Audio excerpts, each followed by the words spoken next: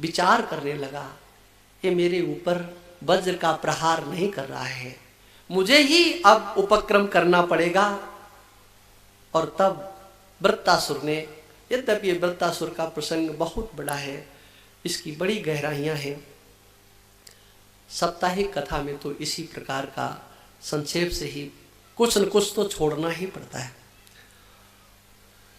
उसने हाथ में त्रिशूल लिया, इंद्र के ऊपर प्रहार किया, इंद्र ने उसकी भुजा काट दी। बाएं हाथ से परिध का प्रहार किया, वो भी भुजा काट दी। वृत्तासुर ने अपना मुख फैलाया और ऐरावत हाथी समेत उसे अपने उदर में ले गया। उसी समय भगवान की प्रेरणा हुई, इंद्र तुम्हारे हाथ में वज्र है, तुम इसके उदर को फाड़ करके विदीर्ण करके बाहर आओ। और ऐसा ही इंद्र ने किया। ब्रह्म हत्या लगी, उससे बचने के लिए ब्राह्मणों ने यज्ञ कराया। राजा परीक्षित ने कहा, भगवान ये बताओ, ये वृत्तासुर तो दैत्य स्वभाव वाला था, लेकिन इसकी भगवान में ऐसी सुदृढ़ भक्ति इसे कहां से प्राप्त हो गई? ऐसी उत्तम भक्ति तो प्राय करके जल्दी देखने में नहीं आती है, क्या कारण था? तब सुखदेव जी महाराज सुनाते हैं, एक हम तुम्हें इतिहास सुनाते हैं। एक चक्रवर्ती सम्राट थे, सूरसेन नगरी के राजा चित्रकेतु। उनके बहुत सी पत्नियां थीं, लेकिन प्रारब्धवशात कोई संतान नहीं थी। एक दिन अंगिरा ऋषि आ गए, उन अंगिरा ऋषि से पुत्र प्राप्ति की इच्छा की। अंगिरा ऋषि ने पहले तो उनको बहुत समझाया, हाँ देखो, पुत्र से किसी को सुख नहीं मिलता है, ये तो कल्पना मात्र होती है, क्षणिक सुख प्राप्त होता है, पुत्र से किसी का कल्याण नहीं होता है। फिर भी राजन, तुम अगर जिद करते हो तो तुम्हारे रानी के पुत्र होगा, लेकिन उससे सुख नहीं मिलेगा। कहा महाराज कोई बात नहीं, और कहकर के चले गए। समय पाकर के महारानी के पुत्र का जन्म हुआ, बड़ा आनंद मनाया गया। और जितनी भी रानियां थी पुत्र जन्म से प्रसन्न नहीं हुई। अरे ये तो पहले से ही महारानी थी, हाँ अब इसके पुत्र और हो गया है, अब तो इसके भाव और बढ़ जाएंगे। तुरंत उन देवियों ने योजना बनाई, सोते हुए बालक को विष दे दिया। दासी ने जाकर के महारानी और राजा को यह समाचार दिया। हाँ, दोनों आए और आकर के गिर पड़े, विलाप करने लगे, पुत्र पुत्र इस प्रकार से। उसी समय अंगिरा जी तो ये जानते थे ये घटना होने वाली है, देवर्षि नारद को लेकर के आ गए।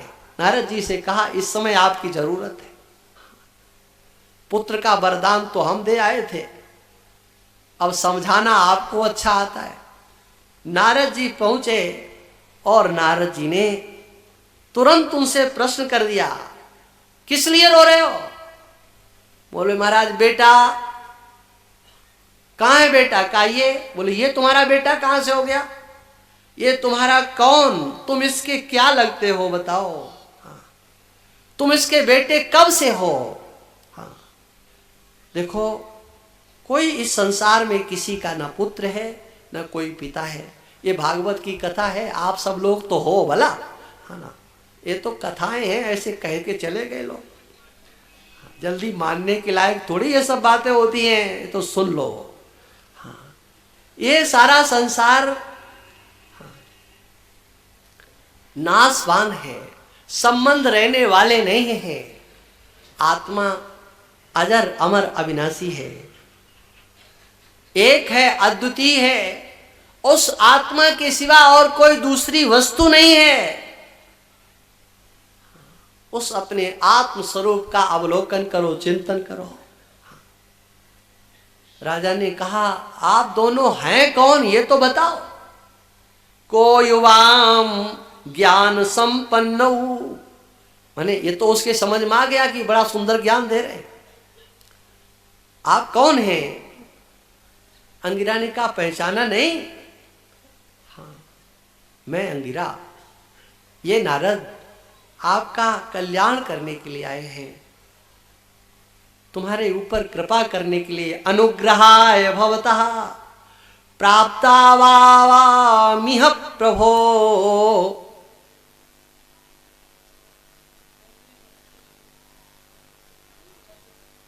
नारायण नारायण नारायण नारायण।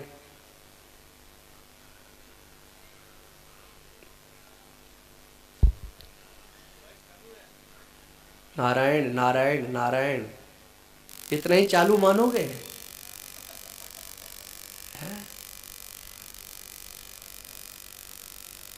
नारायण नारायण। अब चालू है कि पहले चालू था?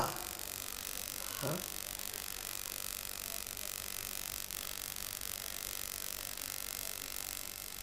बोलिए सच्चिदानंद भगवान की। अंगिरा ऋषि ने कहा, ये नारद जी हैं। हाँ, नारद जी ने पुनः उपदेश करना प्रारंभ कर दिया। ये जितना भी संसार है देखने में अच्छा लगता है, संबंध है देखने में अच्छे लगते हैं। मैं आपको सच बता रहा हूं राजन, ये सब के सब सर्वे पिसूर सेने में शोक मोह भयार्दिता, ये शोक मोह भय देने वाले हैं। गंधर्व नगर प्रख्या स्वप्न माया मनोरथा। देखो हम तुम्हें ये बताते हैं क्या, अब तुम भगवान की आराधना करो, 7 दिन में तुम्हें भगवान का दर्शन हो जाएगा। राजा ने विचार किया कि ये तो हमारी परिस्थिति का लाभ उठाने के लिए आए, जबरदस्ती चेला बनाना चाहते। हमारा तो लड़का चला गया और ये कहते कि मंत्र लो, भजन करो, 7 दिन में दर्शन हो गए। उसने सुना ही नहीं, इस कान सुना उस कान निकाल दिया। लेकिन नारद जी तो निश्चय कर चुके थे, तुरंत ऐसी माया की कि वो बालक, उसने तो आंखें खोल दी, प्राण चलने लगे, सांस चलने लगी। नारद जी ने कहा, अरे बालक तुम कहां चले गए थे? देखो तुम्हारे माता पिता कितने दुखी हो रहे हैं। हाँ, जरा इनको सांत्वना दो, इनसे कुछ बोलो, इनसे कुछ कहो। ये रो रहे हैं, इनका रोना बंद करो। उस समय उस जीव ने कहा, नारद जरा इनसे हिसाब किताब मांगो, ये किस जन्म के मेरे माता पिता हैं? आज तक मेरा किसी शरीर से संबंध हुआ नहीं, ना मेरा कोई भाई है, ना मेरा कोई संबंधी है, ना कोई मां है, ना पिता है। मैं सब में रहता हुआ सबसे अलग हूं। मेरे आत्म स्वरूप को जो जान लेता है, हाँ, वो मुक्त हो जाता है। एक है, अद्वितीय है, नित्य है, मुक्त है। आत्मा किसी के गुणों को ग्रहण नहीं करता, किसी के दोषों को ग्रहण नहीं करता। नादत्त आत्मा ही गुणम न दोषम न क्रिया फलम। देख लो 5वां अध्याय। न कर्तृत्वम न कर्माणि लोकस्य सृजति प्रभु न कर्म फल संयोगम स्वभावस्तु प्रवर्तते नादत्ते कस्यचित् पापम न चैव सुकृतम प्रभु अज्ञाने नावृतम ज्ञानम तेन मुह्यन्ति जन्तवः।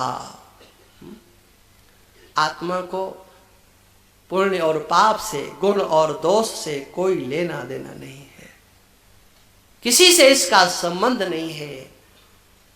हाँ, मेरे अपने स्वरूप को आप नारद जी जानते हो। अब वो जो रो रहे थे, उनके तो कान खड़े हो गए। हम जिसके लिए आंसू बहा रहे थे वो कहता है हमारा कोई बाप नहीं, हमारी कोई माँ नहीं। नारद तो सच कह रहे थे, इस संसार में कोई किसी का नहीं। नारद जी के चरण पकड़ लिए, महाराज जो आपने कहा था 7 दिन में संकर्षण का दर्शन हो जाएगा, आप वही हमको मंत्र बताइए। नारद जी ने संकर्षण भगवान की आराधना बताई। चित्रकेतु ने वो उपासना की और 7वें दिन संकर्षण भगवान आए। लेकिन आकर के संकर्षण भगवान ने एक बात स्पष्ट कह दी, देखो चित्रकेतु, तुम्हें ये अभिमान नहीं होना चाहिए कि मैंने 7 दिन में दर्शन कर लिया। 7 दिन नहीं, 7 जन्मों में भी मेरा दर्शन नहीं हो सकता है, लेकिन फिर भी मैं अंगिरा और नारद के वचनों से बंध करके तुम्हारे पास आया। अंगिरा और नारद ने आपको स्वीकार कर लिया है। महात्मा महापुरुष इस पर कृपा दृष्टि कर देते हैं, मैं भी उसके ऊपर कृपा करता हूं, उसे अपनाता ही हूं। अब तुम मेरे अपने हो गए हो, अभी तुम्हारा प्रारब्ध शेष है। उस प्रारब्ध को भोग करके और फिर मेरे धाम को आओगे। संकर्षण भगवान ने एक उसे विमान दे दिया। विमान पर यत्र तत्र विचरण करते हुए एक बार कैलाश पर्वत पर पहुंच गया। वहां भगवान शंकर का दरबार लगा हुआ था और भगवान शंकर का स्वरूप तो आप जानते ही हो। विवाह करने के लिए गए तो कपड़े नहीं पहने थे, तो सोचो जब विवाह करने के समय भी जो कपड़े न पहने तो क्या स्थिति होगी बाद की, आप कल्पना करो। इसने देखा कोपीन भी नहीं लगाए हैं, निर्वस्त्र होकर के, निरावरण होकर के बैठे हुए हैं। माता पार्वती को गोद में लिए हैं, सभी ऋषियों से घिरे हुए, और वह दर्शन चर्चा, आत्म दर्शन चर्चा हो रही। इसको लगा अरे ये क्या कर रहे हैं, और ये कुछ बोलने लगा, भगवान शंकर की आलोचना करने लगा। भगवान शंकर ने उस आलोचना पर कोई ध्यान नहीं दिया, लेकिन माता पार्वती से वो आलोचना सहन नहीं हुई। अरे भगवान शंकर के ऊपर शासन करने वाला कौन है ये? तुरंत शाप दे दिया, तुम्हारी आसुरी प्रवृत्ति है, तुम आसुरी योनि को प्राप्त हो जाओ।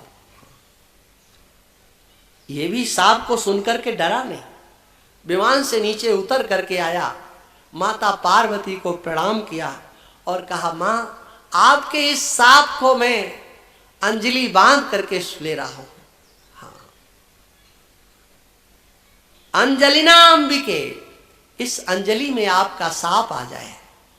मैं आपके इस शाप से मां डरता नहीं हूं, क्योंकि मैं जानता हूं ये सब गुणों का खेल है, प्रकृति का प्रवाह है, आत्मा का इससे कोई लेना देना नहीं है। मां ऊर्ध्व लोक क्या है, नरक लोक क्या है, कहा स्वर्गो नरका को वा, ये सुख क्या है, दुख क्या है। इस संसार के लोगों की दृष्टि में ये सब कुछ होगा, मां मेरी दृष्टि में इसकी कोई कीमत नहीं है। हाँ। स्वर्ग नरक अगर भक्त की दृष्टि में है तो भगवान का भक्त कैसे?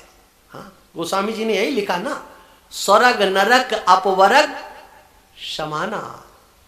उसकी दृष्टि में यह स्वर्ग नरक सुख दुख इनका कोई महत्व नहीं होता, बल्कि समान होते हैं, समान। सोचो जरा, नरक और स्वर्ग बराबर, सुख और दुख बराबर का कभी बराबर नहीं। संसार के लोगों की दृष्टि में ये बराबर नहीं, लेकिन एक तत्ववेत्ता की दृष्टि में, भगवान के भक्त की दृष्टि में ये सब बराबर होते हैं। और तब वहां से प्रणाम करके चला गया। भगवान शंकर ने पार्वती जी को समझाया, देवी देखो भगवान के भक्त किसी से भय नहीं खाते हैं, तुमने उसको साप दिया, वो चाहता तो साप दे सकता था, लेकिन शांत होकर के लौट गया। सुखदेव जी कहते हैं वही आज राजा चित्रकेतु वृत्तासुर के रूप में प्रकट होता है और अपने प्रारब्ध को पूरा करके भगवान के धाम को चला जाता है। देखो, सेवा की बड़ी भारी महिमा है, लेकिन कभी कभी वो सेवा जैसा धर्म भी दूषित होता हुआ देखा जाता है। एक बार दिति ने कश्यप जी की बड़ी सेवा की। कश्यप जी दिति के सेवा भाव को समझ ही नहीं पाए और इतने प्रसन्न हुए, बोले देवी जो चाहो सो वरदान मांग। दिति ने कहा महाराज ऐसा पुत्र दे दो जो अदिति के पुत्र इंद्र को मार डाले। हाँ। अब कश्यप जी बंद गए, माथा ठोकने लगे, हाँ, माताओं की महिमा गाने लगे कि इन माताओं के हृदय की गहराई को ब्रह्मा भी नहीं समझ सकता। हाँ, ये महिमा ही है। और भी बहुत सी बातें। कश्यप ने कहा देखो देवी, हम बंधे हैं, वचन देंगे, वचन दिया है आपको पुत्र होगा इंद्र को मारने वाला, लेकिन 1 वर्ष तक तुम्हें अनुष्ठान करना पड़ेगा और उन अनुष्ठान में अगर कोई त्रुटि हो गई तो हम नहीं जानते। का मतलब कहा अगर अनुष्ठान में कोई गलती हो गई तो इंद्र को मारने वाला नहीं, इंद्र की सेवा करने वाला हो जाएगा। कहा गलती हो कैसे जाएगी, बड़ा सावधान। इधर इंद्र को पता चला कि मेरी मौसी मुझे मारने के लिए उपक्रम कर रही है, अनुष्ठान कर रही है। तुरंत एक बालक का, ब्रह्मचारी का वेश बना करके आए। दिति ने पूछा कहाँ से आए? हम आपके गुरुकुल में यहाँ वेदाध्ययन करते हैं। गुरुदेव ने कहा है माताजी आपके लिए कि आप अनुष्ठान कर रही हैं, आपकी सेवा में भेजा गया है। अच्छा कोई बात नहीं। अब ये सेवा क्या करते थे? ये तो सुबह से लेकर के शाम तक देखते थे कब गलती हो जाए, कब गलती हो जाए, लेकिन वो तो बड़ा सावधान। 1 वर्ष होने में केवल 4-6 दिन शेष थे। अब इंद्र की धड़कन बढ़ती जाती थी। एक दिन भगवत इच्छा से गलती हो गई। सायंकाल को इन्होंने फलार लिया, आचमन नहीं किया, मुख शुद्ध नहीं किया और नींद आ गई।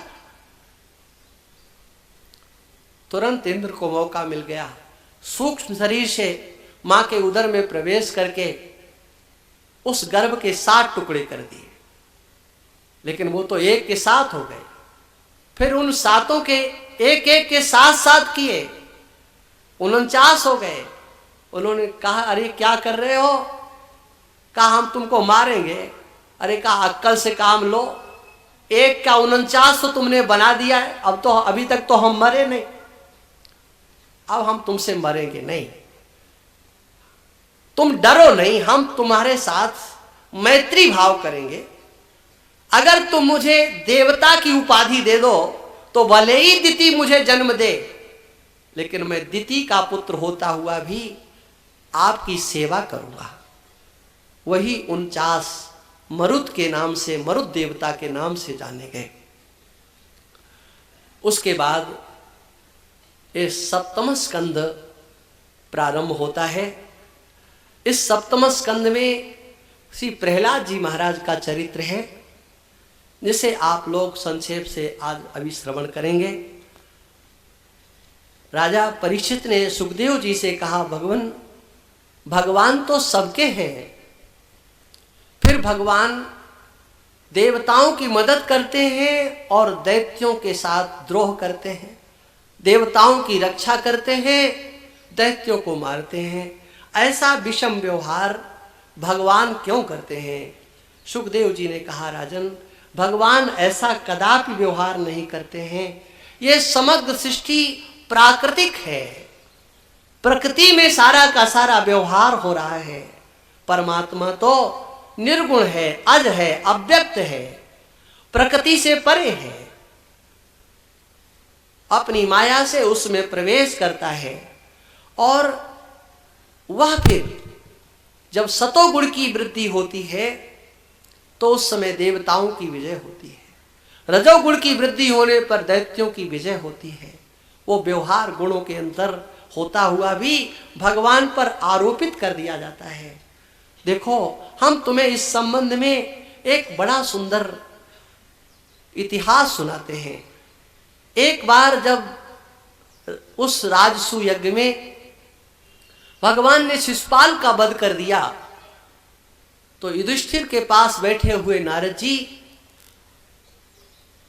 जी से युधिष्ठिर जी ने प्रश्न कर दिया, महाराज, इस शिशुपाल का स्वरूप ये पुर्यष्टिका भगवान के श्री मुखारविंद में प्रवेश कर गई। ये तो महापापी, इसने तो जब से बोलना प्रारंभ किया है भगवान को गाली छोड़ करके और कुछ नहीं दिया। इसका कारण क्या है? भगवान इस प्रकार के दुष्टों को भी अपने आत्मसात करते हैं। नारद जी ने कहा, देखो, भगवान कभी ये नहीं देखते हैं कि कौन किस तरह से मेरे से जुड़ रहा है। भजन करके जुड़ना ये भी एक जुड़ना है, प्रेम करके जुड़ना ये भी एक जुड़ना है, और बैर बांध करके भगवान से जुड़ना ये भी एक जुड़ना है। तो भक्त ऊंचा कौन सा, बैर करने वाला कि भजन करने वाला? तो देखो, अगर आसक्ति भजन करते करते भगवान में हो जाए तो बहुत अच्छा, आसक्ति अगर बैर करते करते हो जाए तो वो भी आपका कल्याण करेगा। हाँ। शिशुपाल ने बैर भाव रखा था, इसलिए उसे ये गति प्राप्त हुई। किसी भी विकार का विषय, किसी भी विकार का, दुर्गुण का विषय, अब कथा तो बड़ी है, मैं संक्षेप से एक पंक्ति में कह रहा हूं। किसी भी दुर्गुण का, विकार का विषय यदि परमात्मा बन जाता है तो वो दुर्गुण भी परमात्मा की प्राप्ति कराने के योग्य हो जाता है। हाँ, काम हो, क्रोध हो, लोभ हो, मोह हो, मत्सर हो, ईर्ष्या हो, कुछ भी है, उसका विषय परमात्मा हो जाए।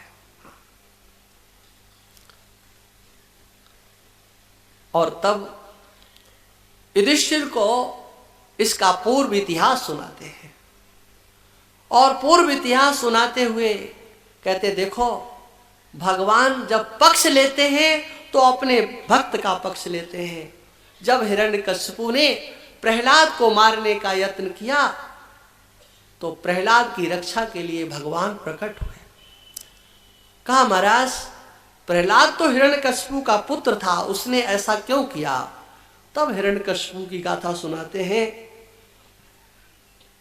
जब हिरण्याक्ष का वध भगवान ने कर दिया तो हिरण्यकशिपु ने तपस्या करने का निश्चय लिया और द्रोणाचल पर्वत पर जाकर के घोर तपस्या करने लगा।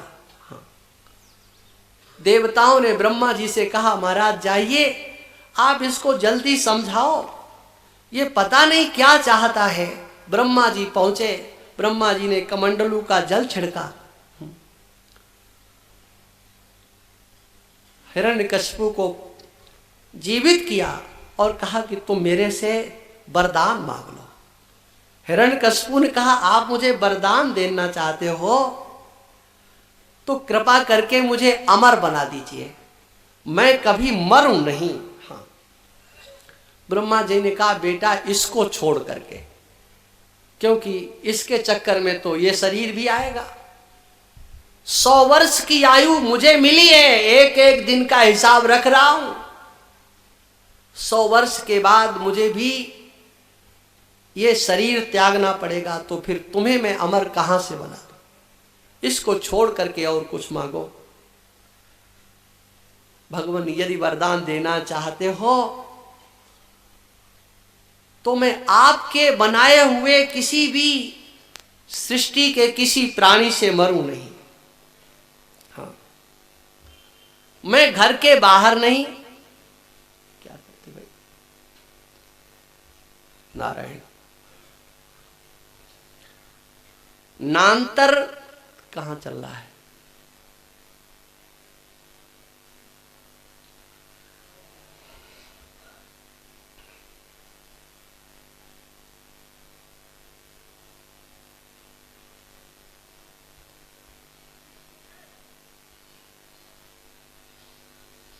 नारायण, मैं घर के अंदर नहीं मरूं, बाहर नहीं मरूं, दिन में नहीं मरूं, रात में नहीं मरूं, किसी अस्त्र से, किसी शस्त्र से पृथ्वी पर नहीं मरूं, आकाश में नहीं मरूं, हाँ, न किसी मनुष्य से मरूं, न किसी पशु से मरूं। हाँ, भगवान, जितना आपका प्रभाव है उतना ही प्रभाव हमारा होना चाहिए। जैसे आपकी पूजा होती है वैसे ही पूजा हमारी होनी चाहिए। एक छत्र सम्राट तीनों लोकों का मैं बनूं, वरदान दो। ब्रह्मा जी ने कहा, बेटा वरदान तो बड़े कठिन मांगे हैं, लेकिन फिर भी अब मैं हाँ कर रहा हूं। भगवान नारायण का ध्यान किया, महाराज संभाल लेना, जो कुछ गलती हुई सो हुई। अब वरदान प्राप्त करके ये तो तीनों लोकों पर शासन करने लगा। हाँ, तीनों लोकों को अपने बस में कर लिया।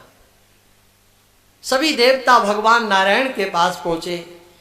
भगवान ने स्पष्ट कह दिया, देखो जब तक ये हमारे भक्त प्रहलाद को कुछ नहीं कहेगा तब तक मैं इससे बोलने वाला नहीं, और जब प्रहलाद को छेड़ेगा तो मैं इसे छोड़ूंगा नहीं। हाँ। अब तो सबने विचार किया, इनकी शरण नहीं लो, प्रहलाद का ही भजन करो, यही भार उतारेगा। प्रहलाद 5 वर्ष के उनकी स्थिति का वर्णन करते हुए सुखदेव जी कहते हैं, ये सांसारिक बालकों की तरह से किसी से बोलते नहीं थे, खिलौनों से खेलते नहीं थे, कभी कभी रोने लगते थे, कभी हंसने लगते थे, कभी नाचने लगते थे। क्यों? जब उन्हें लगता मेरे भगवान नारायण, मेरे कृष्ण, मेरे राम मेरे पास हैं, तो हंसने लगते हैं। कभी वियोग का अनुभव होता तो रोने लगते हैं। ऐसी दशा को देख करके जितने दैत्य थे वो तो मन ही मन कहते, ये तो राजा का छोटा बेटा गया काम से, इसके पास दिमाग नहीं है, ये तो पागल है। लेकिन राजा ने फिर भी संडामर्क आचार्य को बुलाया और उनसे कहा कि इस बालक को ले जाओ, इसको अच्छी शिक्षा दो। अब वो तो 1 नंबर के बुद्धिमान थे, जो आचार्य पढ़ाते उसे तुरंत सुना देते। आचार्यों को लगा कि अब तो हमें इनाम मिलेगा, लेकर के पहुंच गए। महाराज देखो हमने बड़ी अच्छी शिक्षा दी है। अच्छा बेटा आओ, ये बताओ तुमने क्या सीखा है? तो कहा, पिताजी हमने ये सीखा है, ये संसार के लोग राग द्वेष की अग्नि में जल रहे हैं और अंधे कुएं में गिरते चले जा रहे हैं। जिसे इस अंधे कूप से बचना हो वो भगवान का आश्रय लेकर के जंगल में चला जाए। सुन करके जो पुरस्कार लेने आए थे उन पर डांट पड़ी, अरे मूर्खो, ये तुमने कहां से सिखा दिया? हाँ। महाराज कोई बात नहीं, कहीं से आ गया होगा दिमाग में। ले गए, पूछा, बेटा ये जो तुमने अपने पिता के सामने बातें कही है तुमको किसने बताई थी? ये दिमाग तुम्हारे पास कहां से आया? हाँ। तब उस समय पर कहा, महाराज दिमाग तो एक ही जगह से सबके पास आता है, एक ही जगह से आता है, और वो भगवान ही सबको बुद्धि देने वाले। अब तो समझाया, ऐसा कभी महाराज के सामने नहीं बोलना। कहा ठीक है महाराज, विचार करेंगे। पुनः एक बार लेकर के अपने उस प्रहलाद को हिरण्यकशिपु के पास गए। आज हिरण्यकशिपु ने प्रहलाद को लिया और अपनी गोद में बैठा लिया। गोद में बैठाल करके बार बार उसके मस्तक पर हाथ फेरने लगा। आंखों से प्रहलाद को देख करके आंखों से आंसू झरने लगे और पूछ दिया, बेटा बहुत समय के बाद आए हो, तुम्हें तो बहुत अच्छी शिक्षा आचार्य ने दी होगी, बताओ क्या सीखा है। आज तो प्रहलाद ने बोलना शुरू कर दिया। श्रवणम कीर्तनम विष्णोहो स्मरणम पाद सेवनम अर्चनम वंदनम दास्यम सख्यमात्म निवेदनम। 9 प्रकार के साधनों की चर्चा करते हुए कहते हैं, ये साधन जो अपने जीवन में उतार लेता है उसका कल्याण हो जाता है। पुत्र से कुछ नहीं कहा हिरण्यकशिपु ने, जो आचार्य थे उनको डांटा, अरे मूर्खों, मैंने पहले ही तुमसे कहा था, ये क्या सिखा दिया। असारम ग्राहितो बालो मामनावृत्य दुर्मते। कोई मतलब की बात सिखाना चाहिए। माने ये दैत्य स्वभाव के जो लोग होते हैं ना, ये भगवान की भक्ति को बेकार ही समझते हैं। वो कहता है कोई मतलब की बात बताते, असारम ग्राहितम, तूने तो असार बता दिया। आज गुरुपुत्र डरे नहीं। उन आचार्यों ने कहा मेरी गलती बिल्कुल नहीं है, मैंने नहीं सिखाया है। तो फिर कौन पढ़ाने वाला है? कहा किसी दूसरे ने भी नहीं पढ़ाया है। न मत प्रणीतम न पर प्रणीतम। तब महाराज ये तो पेट से बना बना के बोल रहा है। अच्छा ऐसा है? तो अब प्रहलाद से ही पूछ दिया, बेटा ये बताओ, ये ऐसा दिमाग तुम्हारा कहां से आ गया तुम्हारे पास? ये बुद्धि तुम्हारी किसने खराब कर दी? ये कहां से आया दिमाग? कहा पिताजी क्या ऐसा दिमाग आप भी चाहते हो? हाँ। पिताजी ये दिमाग जल्दी सबको मिलता नहीं है, अपने आप